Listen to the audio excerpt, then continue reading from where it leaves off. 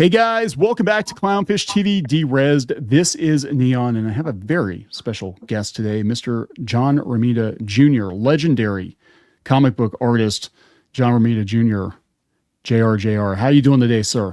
All right. Thanks for having me. And what's that sir stuff? All right. Okay. So I got this lecture. Before we started recording. Johnny, right? I call you Johnny? Yes, please. Yes, All right. please. All right. Thank you, Johnny, sir. So it is going to be very hard to get into Mr. Romita's career, Johnny's career, because he's done so much. Obviously, he's been a staple at Marvel for decades. He's probably drawn every character I can think of, every major character for the company.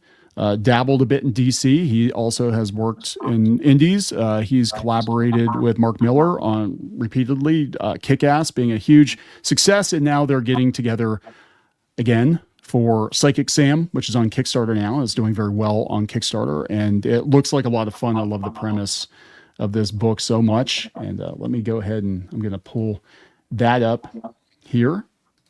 There we go. So we can see how you guys are doing.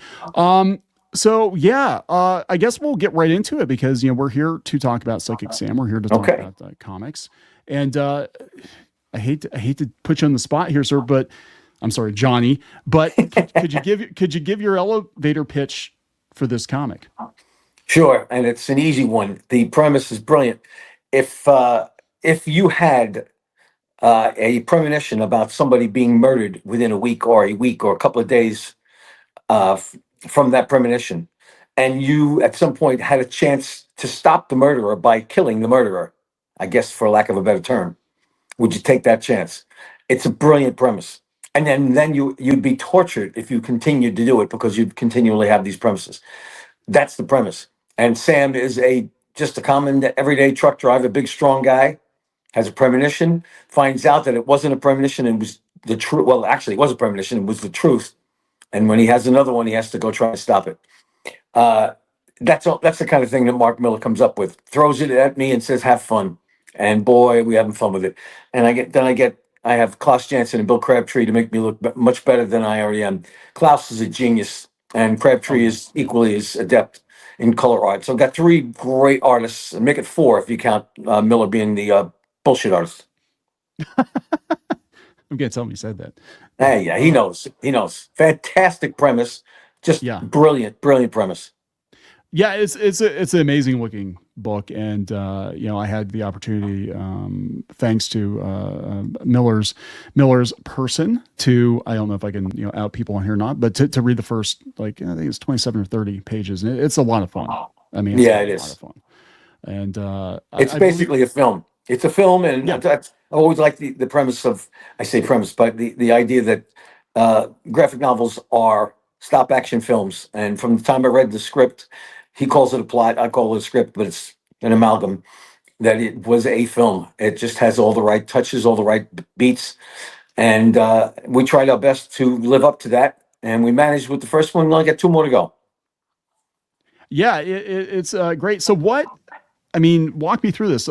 So you've got this storied career, right, with Marvel and occasionally DC, and you're currently working at Marvel, but this one you guys are taking the Kickstarter.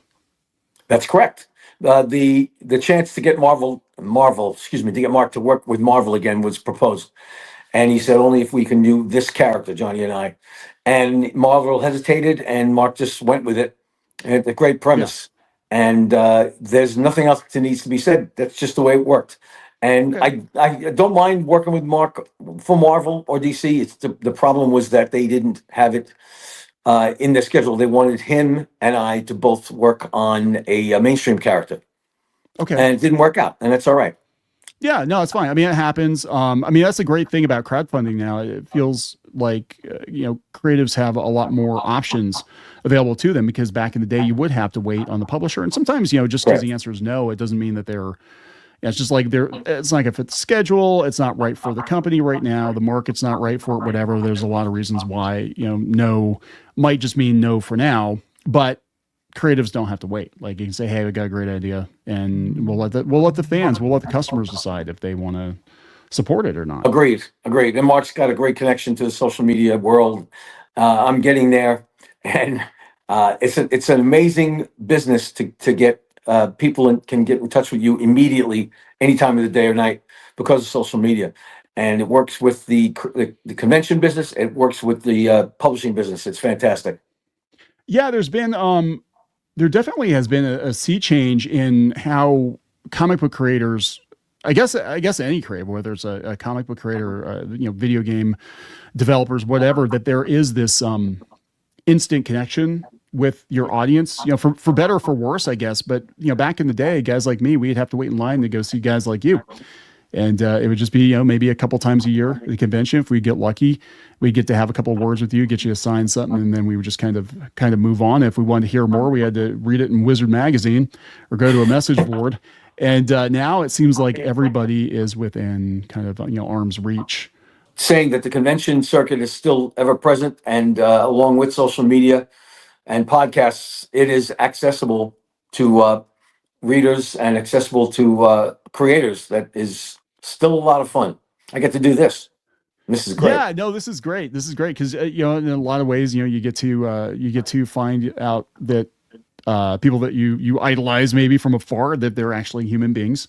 And it's no, I think it's been great. I think I'm reading more about. I haven't really looked into it too much, but is it Whatnot? Is that the app that a lot of creators are using now to sell stuff? I haven't. Do you know? I know nothing about that. I feel bad. I don't know much about it either. I thought maybe you know. I know a lot. No, I don't. I'm seeing a lot of comic creators now using Whatnot. I guess it's like a selling app or a bidding app that a lot of people in the collectible markets are.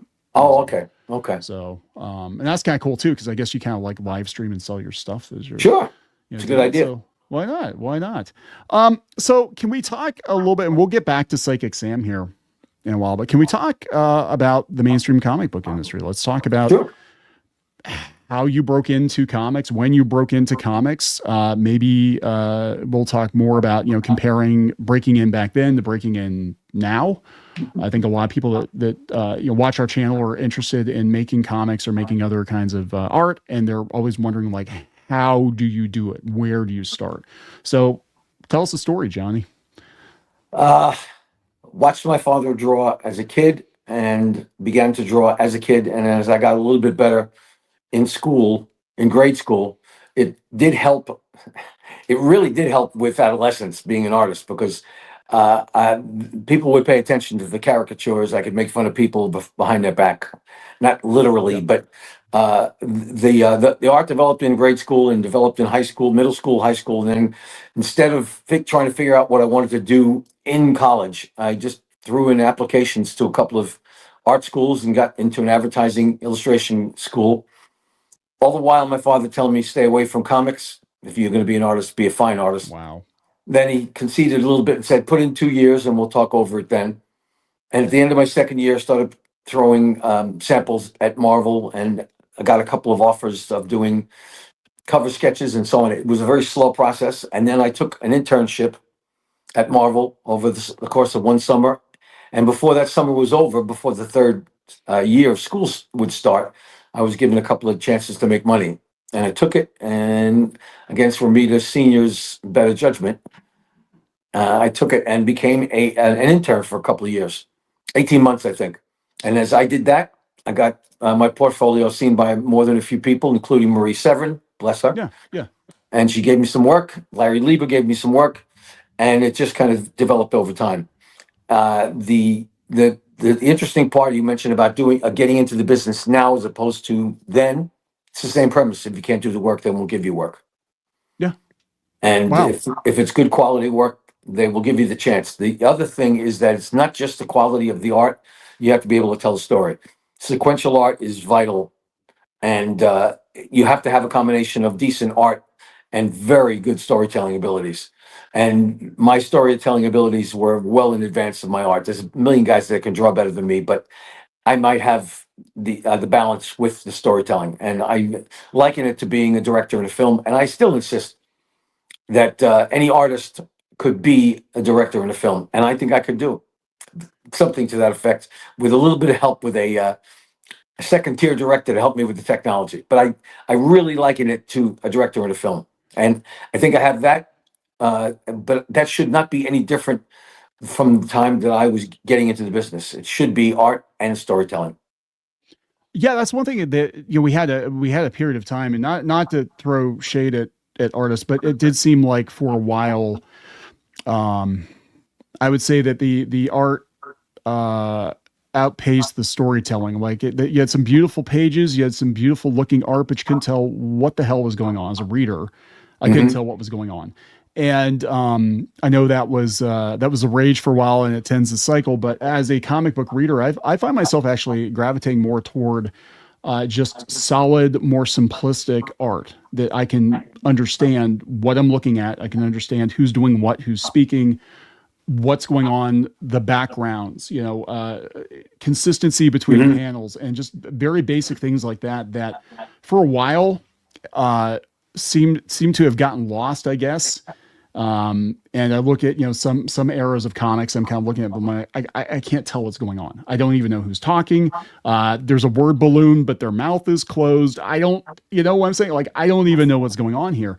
And I think that even as a reader, if you're really reading comics and you're not just looking at the surface level, you appreciate guys like you that can tell a good story.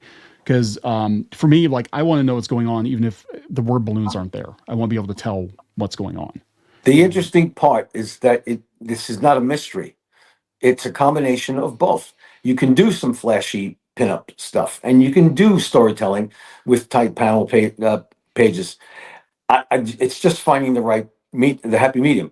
And I tell writers, or if they ask me to consult with them before I do any changing to the pacing, I tell them if I take anything out, which I never do, what I'll do is I'll add some beats and some panels, and I'll rearrange so I can get a dynamic shot in there at when it's the perfect timing, a page turner, if you'll Yeah. excuse the expression. So it's still the same formula. You just have to come up with that balance. And I remember when I started, it was all about storytelling. And then it became the pinup era. And then it became the storytelling era again. And then now it's just that great amalgam. There was one artist that did a whole book of pinups. I don't know if it was accepted well, but those pages each sold for an enormous amount of money from Yeah. that by that artist. Everything is relative. When the Nuff Said month came out, no dialogue and no captions. I had two artists call me and near panic, saying, "I don't know how to do this. I can't do this. How do you tell a story?" And I know they didn't literally mean I don't know how to tell a story. They saying, "How can we do it without dialogue and captions?" And I found it completely liberating. I thought it was the greatest Yeah. thing. I wish we would do it again.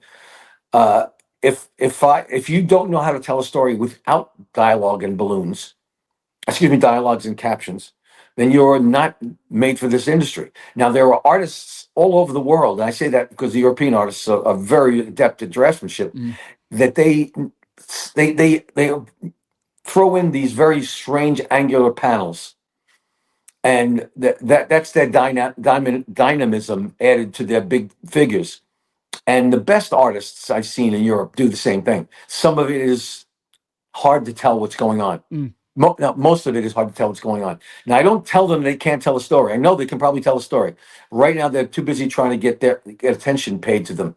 And I tell them, you've got to tell a better story. This is really obscure what's going on. So I stopped a long, long time ago. I don't know if I ever started with crazy angled panels. I never did it because I liken it to the peripheral vision movie screen shape, which is the perfect panel for every comic. It's a movie screen. Yeah. That's what it should be. Well, what do you do for tall shots if a character's falling down a building? Well, if you show a wide angle lens of a character falling out of a glass window and falling into the buildings below, you show the whole city and you can show it in two panels. Now, if you want to show it in one, you have no problem with that, as long as you get to the establishing panel before it or after it. And the problem is that a lot of artists rely on panel shapes and panel designs to tell their story instead of the reverse. I I say this because I've been doing it a long time, but I'm in control of the storytelling, and it makes my art better. As simple as that. Yeah. The art should serve the story, right? Absolutely. Romita Sr. said that to me a million times when he gets complimented. he said he prefers to hear them say, "I love that story, that Spider-Man issue that you did with Stan back in the day, back this one." And he said they didn't say, "I love your art." He said, "I love that story." That's what the ultimate. That's what the ultimate stop action film is.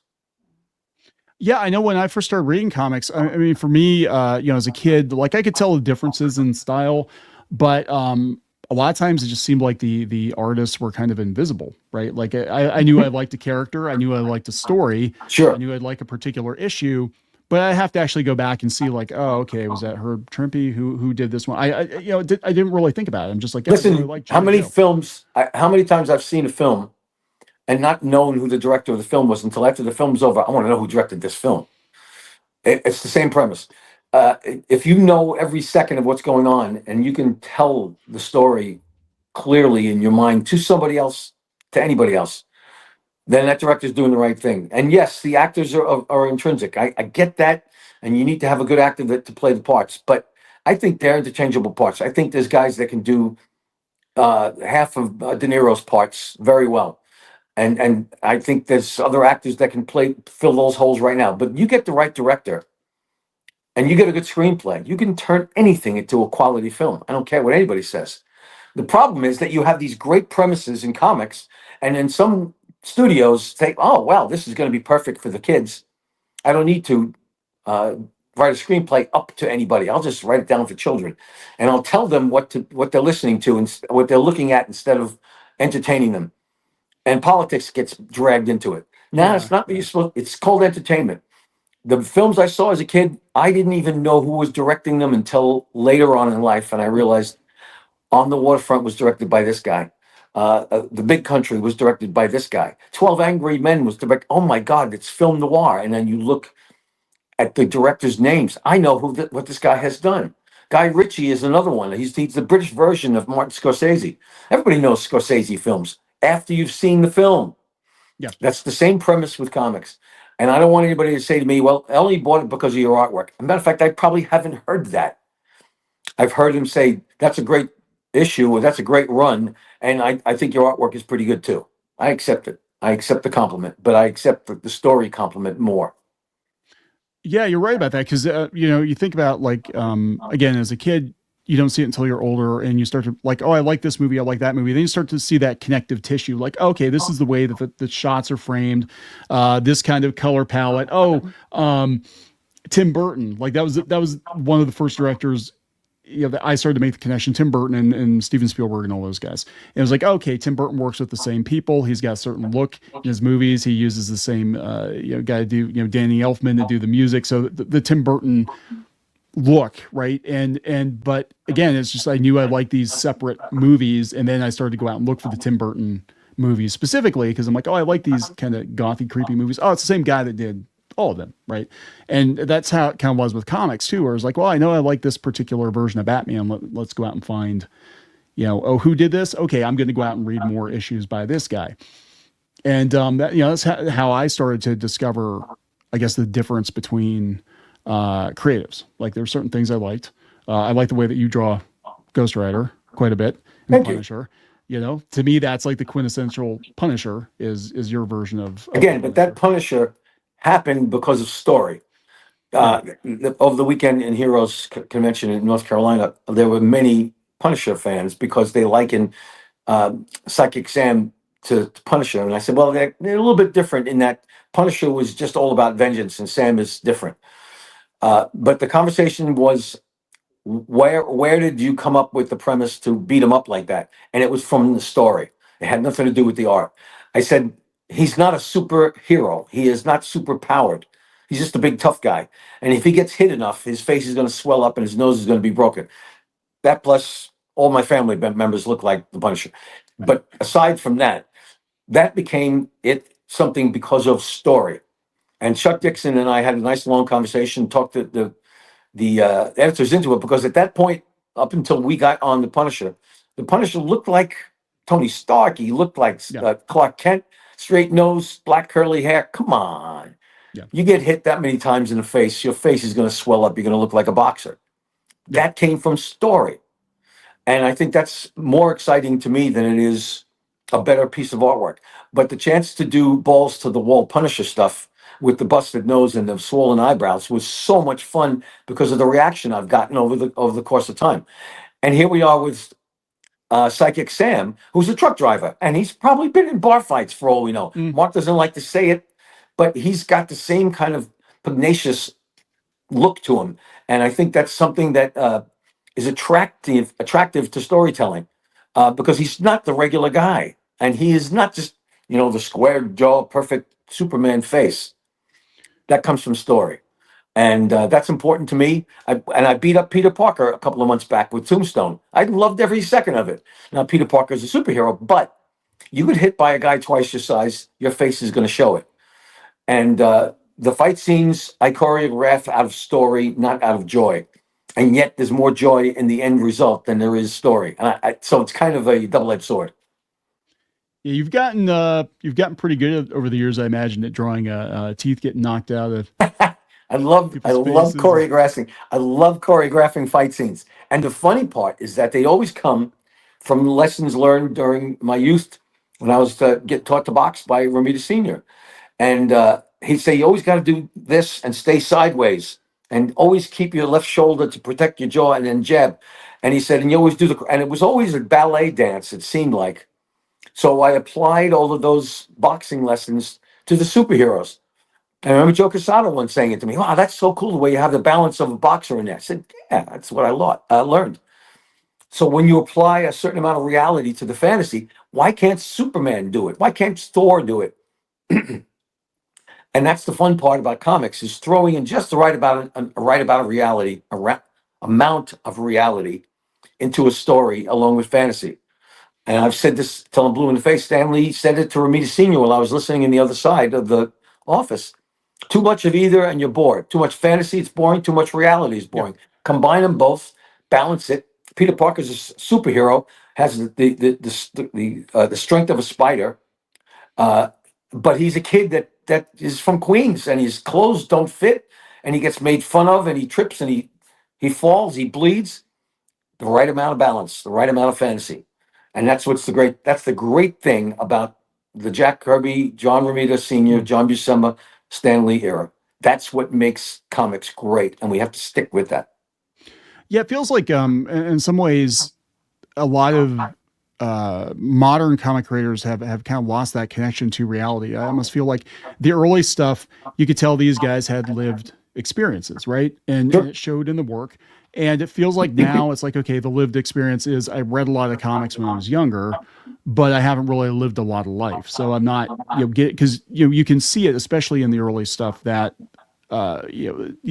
Stan's experiences, your father's experiences, like they would come through in those comics.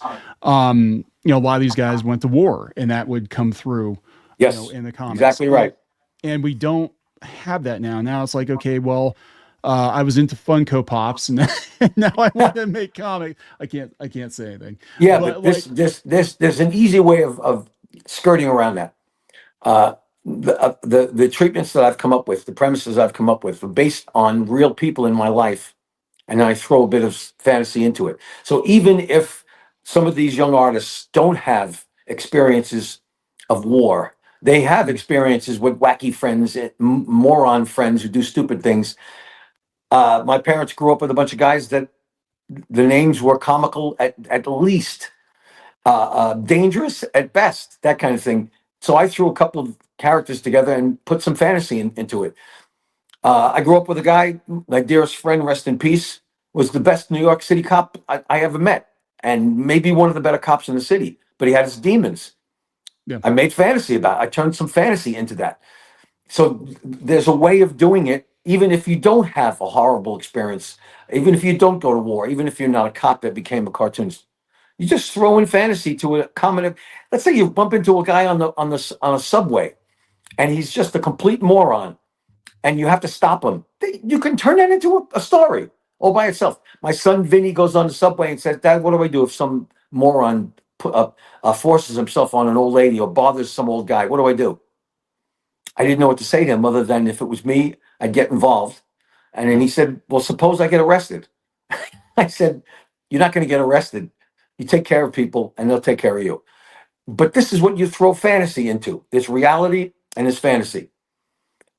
I don't think it needs experiences of horrors like crime or war or being a firefighter or a policeman. I think you just have to have an imagination and a couple of colorful friends, and I had those during my life. That's awesome. That's really good advice because yeah, I mean, really, like art can spring up from anywhere. You know, just pay Yes, attention to your surroundings and I feel like a lot of younger creatives have kind of lost track of that. Maybe they're so focused on trying to like break into comics that they're not living the life, maybe, or paying attention to what's around them to help them break into to comics and the I'll give stories. you a little example, a little vignette, a little anecdote. My wife and I are going through. I forgot going into throwing our passports, going into Spain. I forgot which country. And the guy that was looking at our passports was one of the most unique human beings you've ever want to see in life. He looked like a cartoon character. Gigantic, broad nose, big jaw, facial hair, heavy eyebrows. Didn't look like he ever smiled in his life. And I told Kathy, my wife, as I'm standing behind our son, he's up there. I said, God, I got to put this guy in the book. I put him into Psychic Sam.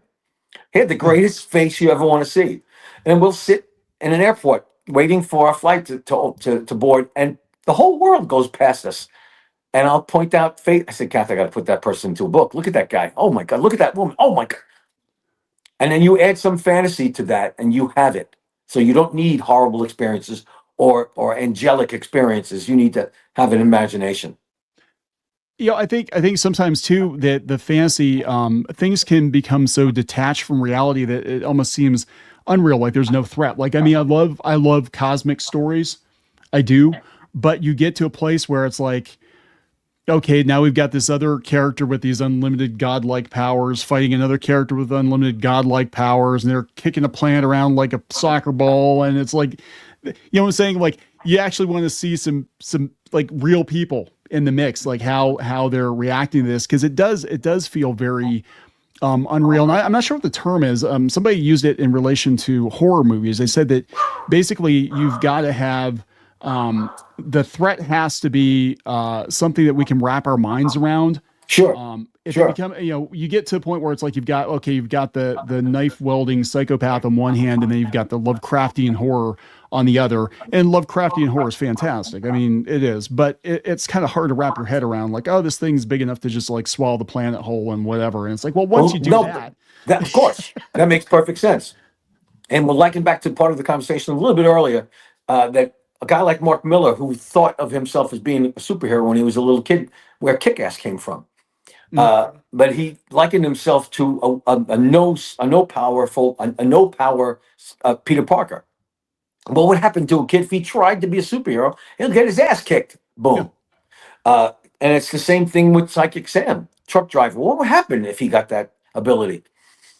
What would happen if a New York City police officer who just goes through the motions, but he has his demons, but he goes through the motions and he saves half of Manhattan by himself, but at the same time cheats on his wife, and he's just a piece of garbage in his personal life? What happens to a person like that? You throw a little bit of fantasy into that, and you have a great premise, and that's yeah. where the gray area came in.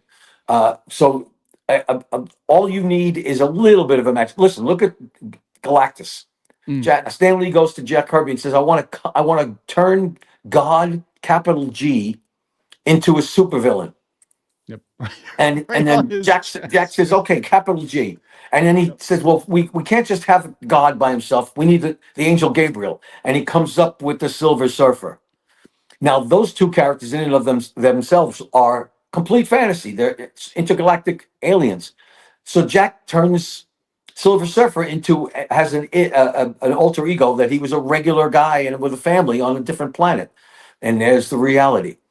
Yeah. That this is genius beyond genius. That's what comics should be. And Stan, in his brilliant mind, took all of the exaggerated characters of DC and did the antithesis to them. Spider-Man was the opposite of Superman. Spider-Man was imperfect. Blue and red costume, worked for a newspaper, but he lost. Superman was perfect. Peter Parker was an awkward kid from Queens, a Jewish kid from Queens. Gee, who was the writer of that book? So you take the reality and you throw it in the fantasy and vice versa, and that's what you get. Yeah, and that's why these characters I think have lasted so long is because Yes, that connection to reality. Like everybody can see themselves, even if you're not, you don't look like Peter Parker or whatever. Like you can still relate to the everyday struggles that he goes through. It's harder agreed. with And but that's what Stan did that was so spectacular, was adding and making New York City a main part of the stories instead of Gotham and Metropolis. Instead of avoiding the reality, we knew what those cities were, uh, and you make them more make them more real. And the irony was when I got onto to Superman, at that point they wanted to make Superman a little bit more real. No, but the point is the character was an intergalactic super alien. You can't do a whole lot of reality unless he gets beat up in a bar room in some far off galaxy. Now, since he's not the only guy out in the galaxy that's a superhuman being, a superhuman character, you can do stuff like that. But this is the genius of comics. And that's why when Mark does something like Kick Ass, and then he throws Psychic Sam my way and says, "Here, do this and have fun." It's almost artistic salivation. Uh, there's a way of making people salivate when you cook the right amount of red sauce with the right amount of meatballs in it, and you cook it at my house. My whole family is sitting there drooling to eat. I get the same feeling when Mark Millar proposes a premise to me about Psychic Sam. My artistic salivary glands are just dripping.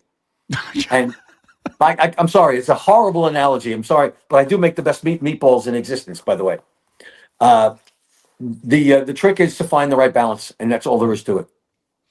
That's awesome. So tell me about because I'm always fascinated. I had a chance to visit 387 Park Avenue South once when I was in high school, and because I did not live in New York, you were talking about internship, and I was talking to Right? them senior year of high school, and they said, if you lived in New York, we'd maybe think about it. There's I think John Lewinsky was the guy I talked to, Okay. Okay. but it was weird because I had ideas in my mind because of the way that the bullpen was portrayed in comics. It was Right. this magical place where Spider-Man, Hulk, and everybody were hanging out.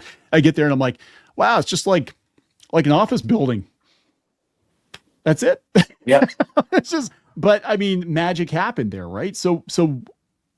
And Marvel's not there anymore. So No. Well, but Marvel was only there back in the early days when artists rarely, but they did occasionally, would come in and work in the office. Most of the office was production, and yeah, some of the production artists were former freelance artists, and they were in the office to get themselves a paycheck. The trick was to make sure that you got work outside the office. You'd have to go home and work as a freelancer. I only was working up at the office for a couple of years, maybe 18 months to 2 years, before I was given a chance to do regular work. And then I went freelance. And it is now pouring outside. Just as I said, that storm is on its way. there we go. Uh, the that was magic because of the people inside the office. I got a chance to work with Marie Severin and Larry Lieba, and I would see Stan Lee, and I would see the great artists come in and bring their work, and I would get photocopies of it. There was the golden days back then, but they didn't work at the office. They worked at home and brought their work in. There was no FedEx, there was no UPS back then, and who trusted the New York Post office to deliver? No, it wasn't for Right, lack of competence on the New York Post right. Office, the local post office. But do you entrust beautiful artwork like that and put it into a brown folder and then put it into a mailbox? Can't do that. Yeah, So people yeah. would deliver their pages to the office and they would come up. Roy Thomas was up there as editor in chief and also doing his writing on the side. They were characters in and of themselves. Yeah, it was a very different time. I mean, I'm just trying to imagine now. And I for a while, played around with the idea of moving to New York, and then I saw what the rents were even back then. I'm like, yeah, I'm not. There's no way in hell I can't do it. But you had to live in or around New York if you wanted to break into the mainstream comic book It industry, right? helped. It helped. Yeah.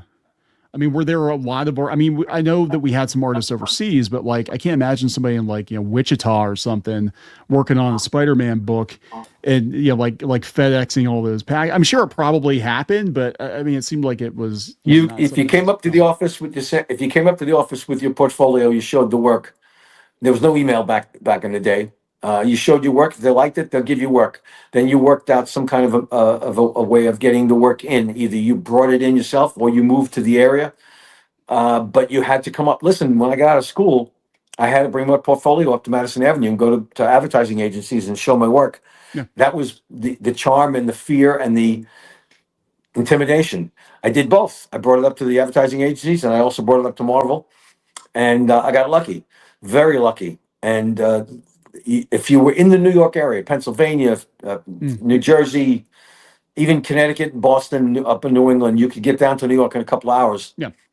And if they mailed it to you, they literally would snail mail you a script or a plot, and then you carried it down to the office once every couple of weeks. Part of the job. Take a train down, whatever it takes. And yeah, it did help to be within shouting distance of New York. And if not, then you just got to visit once every couple of months and bring the work up. Yeah, I mean, it was amazing. I also went to DC about the same time, and just the pages that were just laying around the office. I mean, there's like some Yes. Art Adams Justice League pages at DC, and they're just out in the open on the desk. And I'm like, my God, these should be like under glass somewhere. It's true. There they were. It's It was true. wild. It was the same thing with Buscema pages and Kirby pages. They would come into the office, their assistants would deliver them, and etc. And I would make photocopies of Buscema's pages to give to other artists so they could see how beautiful the work is. And Roy Thomas would take the originals with the breakdowns on them and would write them. And then Rudy Nebres at the time was inking them, and he would ink from on top of the artboards. Yeah, no, back then it was a little bit more lackadaisical. Now it's, oh, you can't take that chance. Yeah, and I think that's, going back to the crowdfunding. I think that's what's amazing about it, is you can actually let the fandom decide, what Yes. projects get made and what projects don't get made, because we never really had a voice before other than sales numbers, right? So it was Right. like, you didn't know, a lot of times you didn't know how passionate a fan base was until years after the fact. I remember hearing a story about Peter Cullen, who's the voice of Optimus Prime, and he didn't even know Optimus Prime from Transformers was a popular character until after the fact, because we didn't have the internet. And it was like, oh wait, people were upset when they killed me off in the movie, and they started to realize that, like, oh yeah, it was kind of a big deal. Yep. But really back then, I imagine Marvel more so than now maybe lived and died by those sales numbers. Correct. And so what was I've heard this before, the cutoff for cancellation back then was like 400,000 or some crazy number. I mean, I can't even imagine books selling that now. Yeah, remember the lack of entertainment, so to speak. Comics are now the microwave of the entertainment industry. You can't live without them, but there's many different ways of cooking a meal in the kitchen. So, for lack of a better analogy, you think about it that way. But comics are still around. You just have to find a way to get a new niche for it.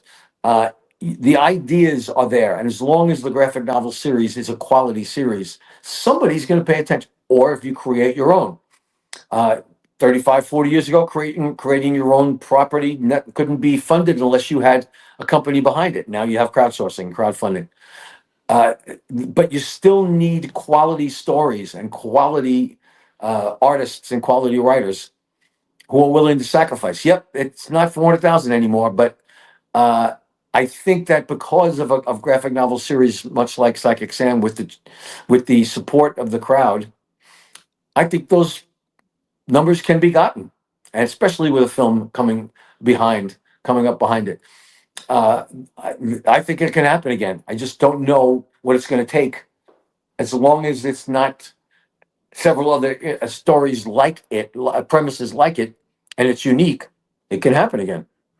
Now I've noticed that stories tend to have a longer shelf life, no pun intended, now because of the movies. I mean, I imagine Sure. People are still buying a lot of copies of Kick-Ass, Sure. To this day, because of partly because of the movie. And I think that kind of puts puts it into the public consciousness. And I noticed that, especially with, the Marvel movies, like I'm sure they sold a lot of Infinity Gauntlet, when Endgame came out.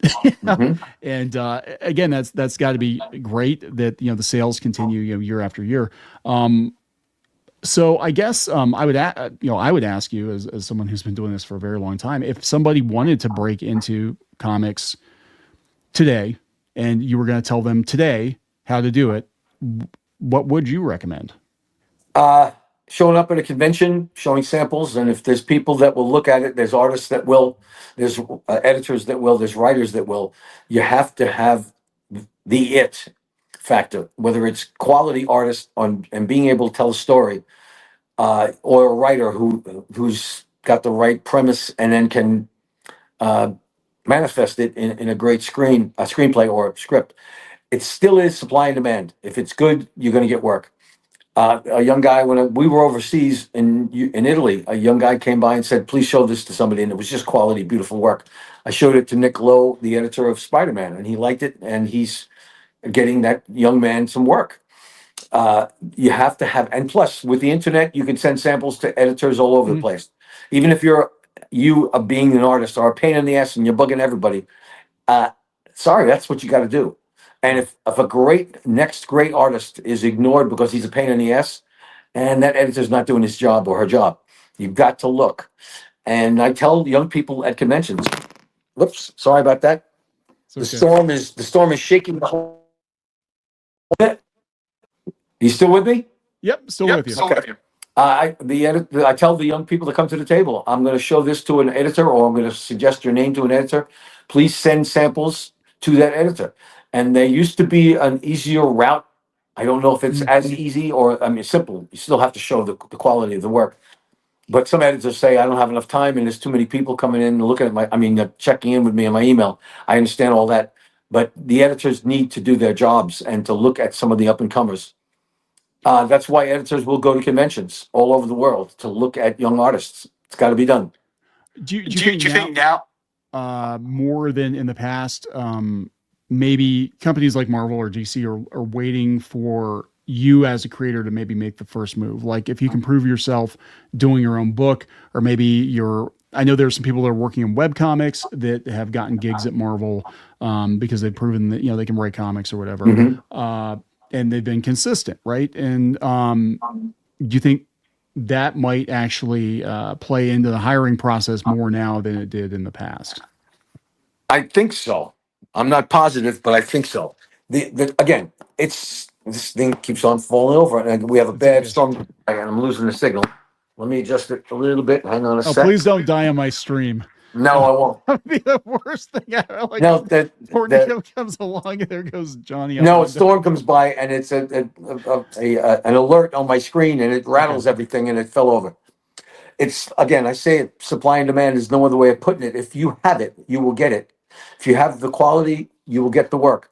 But I think it's more so on the side, it's incumbent upon Marvel and DC and the other companies to look at young artists because, listen, I don't know if I want to do another 50 years in the industry. I may, but there's got to be somebody that's going to fill a hole, and there will be a hole.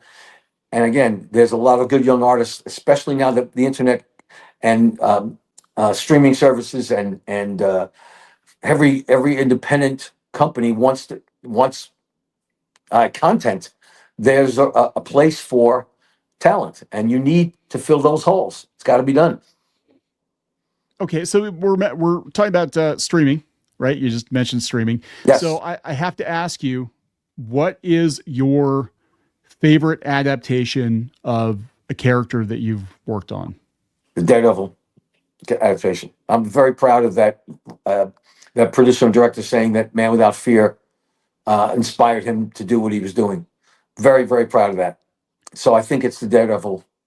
The first one I saw that I loved was the first Spider-Man, Sam Raimi Spider-Man movie. Very proud to have been there with that and seen that. So that's important to me. But the one that was more personal, because Spider-Man was sold by the earlier decades before the film came out. Yeah. And Sam Raimi was a fan. But the Man Without Fear was directly related to Frank and me and Al Williamson, and I was very proud of that. And the Sentes run as well. I was very proud of that Man Without Fear, contributing to getting that series on. So if I'd have to choose one, I'd say the Daredevil. You didn't even hesitate. That was great. It was just like that Man Without Fear. That Man Without Fear series is about as good as I can get. Wow. Okay, that's awesome. Because I love Daredevil. That was amazing. So I love the character. So what comics do you read? Do you read other people's stuff, or do you stay out of it? I don't read. I look at the pictures. Honestly, Right. that's a sincere answer. I rarely read dialogue in Okay. as much as I look at this. I open the book up and try to follow what's going on with the art. And I want to see what the Joneses are doing, for lack of a better term. Right. But I haven't read one unless I am hooked up with a new writer. When I met when I was told about Joe Kelly on Spider-Man, I picked up some of his work. Scott Snyder, the same thing. Mhm. If I'm told I'm working with a certain writer, I will pick up the work that they have shown before to see what they have done. So I'm not a complete neophyte when it comes to their work, or completely ignorant, because did you like what I did with this? And I can actually say, yeah, I actually did like that. But I look at the art. I really do. I'm a fan of the artists, and I want to make sure that I can keep up with them even at this late date. Yeah, I was gonna say. I mean, does that influence you now? Do you look at other artists and be like, oh, this is kind of the trend now? Is these characters jutting out of the panels more or whatever, and I need to do that Uh, too? a trend I don't know, but I see that style is still prevalent. That style is part of the industry still. Uh, I guess that's great. It's unfortunate I never had a wild style. Look at Pepe Larraz on Spider-Man, Mm. the other Spider-Man artist along with me. His angular style is beautiful work. It's beautiful work. I can't all of a sudden come up with a style. This is just, that's it. You got what you got. It is what it is, and all those cliches. I think if I had attempted to come up with a style, I probably would have flunked. So I just, whatever came out on time, and I call it deadline style more than too many times, and I'm good with it. Deadline style. I love that. I mean, man, you are like I can't even wrap my head around how many comic books you've drawn. Do you have an idea? Do you know off the top of your head just approximately? I Um, don't. I've asked a couple of people if anybody has a running tab of how many pages I've done, or how many books I've done, how many characters, and a couple of people have said things like I'm the only artist in Spider-Man history to have worked 5 decades of Spider-Man, 80s, 90s, so on and so on. yeah, and you're And in still a you're couple of still years, working it'll on be 6 decades. I'm proud of that. As far as 16% of all Spider-Man issues have been done by me. Oh, little things like that. I don't know how true it is. I don't know if I'll ever catch Kirby's total amount of pages. I don't know, but maybe it would be a great badge for if I ever retire from deadline work to say, all right, I did 20% of all the Spider-Man books in the world and so on. And that and $10 gets me a cup of coffee. Well, you can throw it on a banner at the convention. That's true. You That's know, true. get your book That's signed true. at 20% of Spider-Man. But I yeah, but I don't know. I don't know the exact amounts. I hope somebody can come up with it so I can talk about it to somebody. But I wish I had a better idea. I know it's a somebody lot. It's a somebody lot. out there has to know. Somebody Somebody has to know. it'll Yes. be in the Yes. comments on this video. Some people, I've been keeping track, and it's Yeah. 10,421 or whatever. Yep. Um, but that's crazy. So, who's your favorite X-Men character? Storm. Oh wow, okay. Again, no hesitation whatsoever. Now, a platinum blonde African American chick with that kind of power. Come on, that's mine. That's what I want. Yeah, she's such a great character. What do you think? Have you seen X-Men 97? Probably. I don't know which issue that is. Okay, no, it's actually the animated series. I had my Oh, the animated series. I have not seen it then. No. Okay. I think it's pretty good. Some people disagree. I actually thought it was pretty good. I think it's the best adaptation of X-Men I've seen Okay. in any form. Personal opinion. Some people again are going to disagree with me, but it feels like a lot of love went into that show. And Now, is it's the that on longest. Netflix, or which service Disney is it on? Plus. It's on Disney Plus. Oh, Disney Plus. I've got to check it out. All right. Yeah, you should. I mean, it requires a little bit of knowledge, I guess, of the other X-Men animated series, but they pulled a Right. lot from the comics, a lot more from the comics, I think, for Okay. this one. It Great. was Great. it was really good stuff. So I guess final thoughts. We'll give another shout out to Psychic Sam Yes. here.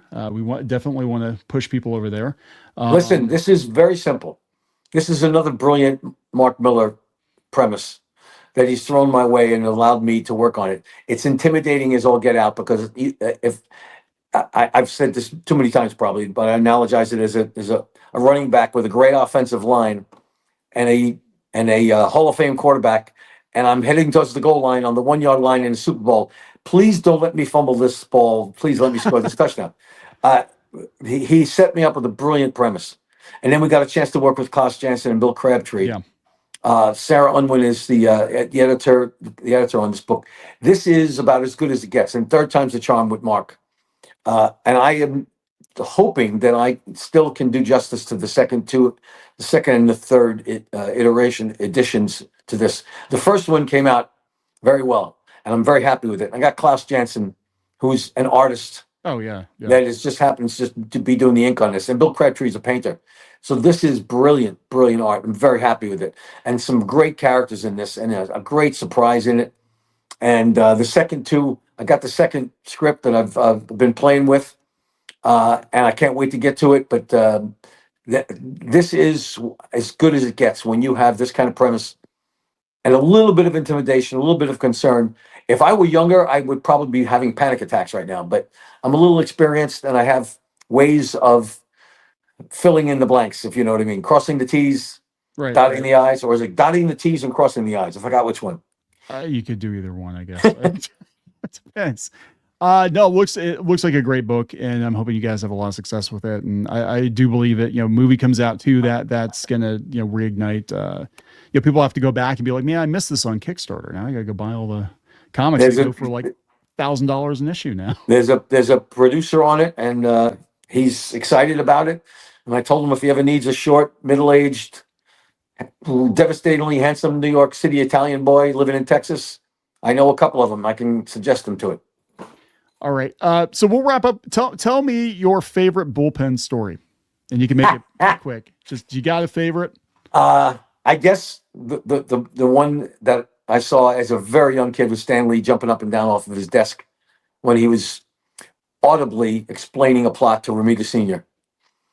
And the funny part is I heard the stories that he had done that, and I was outside the office just visiting with my father as a middle teen.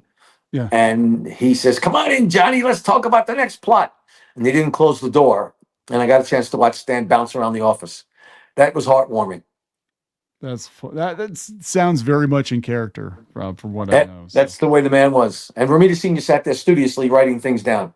And the fun part, even more fun to add to that, was the next trip we took up to Connecticut to visit my grandparents.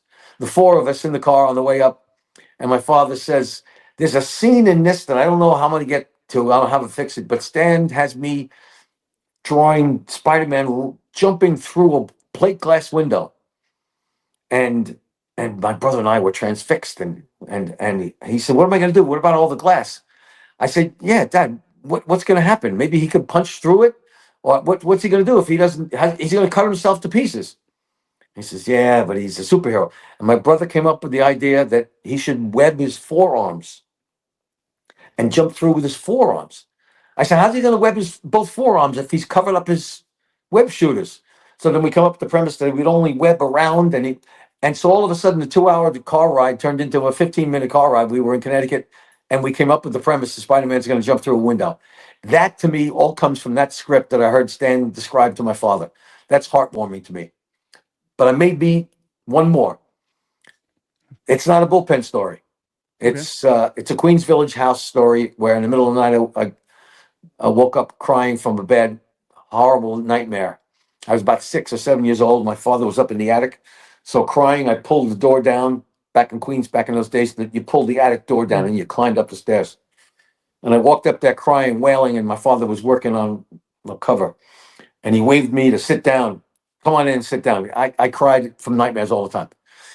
And I said, "Dad, I'm having a bad dream. It's terrible." And he said, "Just let me show you something. Come on over." And it was the first time I saw him drawing a superhero. It was a Daredevil cover, Daredevil number 12 with Kazar. And I apparently stopped crying, and I had never seen him draw that because he was drawing romance comics. He explained to me what superheroes are, like the guys like Superman and Batman down at the barbershop. Right. This is Daredevil, and he can beat the shit out of Superman and Batman. And then he described how he's going to beat up these bad guys. And oh, by the way, he's blind. And I think the top of my head blew off, but I stopped crying. I sat down on the floor and started drawing. That little anecdote, that little vignette in my life, short of being in the office, is probably what directed me towards being a cartoonist. Most heartwarming story I could have come up with. It's amazing that it all came full circle, right? Because Yes, it did. You're the guy drawing Daredevil. It's amazing. That's an amazing story. Hey, Johnny, thank you so much. Really, My pleasure. for coming on. I appreciate it more And than I can- apologize for if I delayed it an hour. I was off on my Oh, time. that's okay. That's My okay. bad. And I'll make it up to you next time. We'll do it again at the rock solid time. I promise I'll make it up to you. That's okay. It was well worth it, sir. Thank you I'm sorry, Johnny. Thank you very much again, guys. Check out Psychic Sam on Kickstarter. Good stuff. This team, they never disappoint. And please subscribe for more pop culture news, views, and rants. Johnny, where can people find you online? My social media platforms are just John Romita Jr. Just look them up. Okay. Instagram, Facebook, and X. I got them all, but I don't look at them all the time. I should. My son answers questions, the technical questions sometimes, and I answer some of the personal questions. But John Romita Jr., you can just look it up. All right. All the social media, they're all there. All right. Hey, thank you, sir. We're going to wrap it up. Please subscribe. We will talk to you guys later. Thanks, everybody. Talk to you soon. Kneon, good talking to you, boss. Thanks.